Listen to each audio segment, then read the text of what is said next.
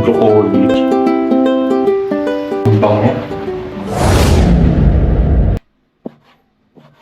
Timplahan na natin siya ng toyo, paminta, baking powder para madali lumambot yung ating karne, tapos konting kalamansi, tapos lamas-lamasin lang natin siya ng konti.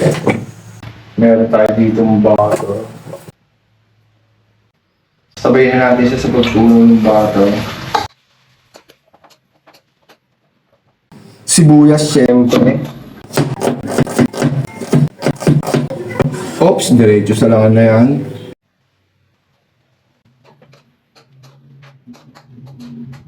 Bawang, pangoka sa aswang. Diretso na sa kawali yan.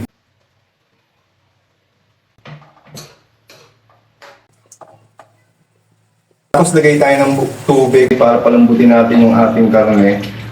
Yung. Tapos to, huwag nyo itatapon. Pwede rin gulayin to. What? Tatanggalin nyo lang yung matigas na no, yung parang kahoy. Huh?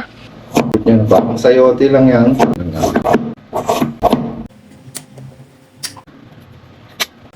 Blanch lang natin itong broccoli natin. Tapos ilalagay natin sa malamig na tubig para maging crunchy lang siya. Pag matabang, lagyan natin ng beet cubes. Tapos konting toyo mga ka-champion. Konting-konti lang mga mapala. Oops, tama yun. Tapos oyster sauce mga ka-champion, konti lang din. Brown sugar. Tapos water base, pampalapot, cornstarch. Konti-konti lang. Ito yung pinakapuno na binalatan natin kanina. Marami siguro sa atin na hindi pa nakakaalam na pwede din natin gulayin ito. Sayang naman yung kitatapon natin ng mahal-mahal ng kilo ng broccoli.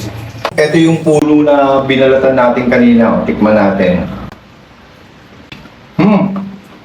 Ang lambot. Parang kayote. Lagyan na natin itong ating broccoli.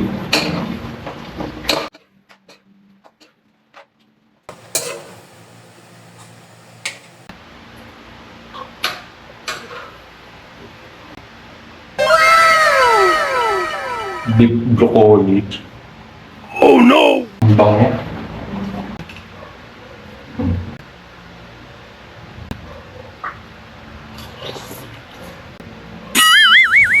Ang crunchy yung gulay, yung broccoli niya.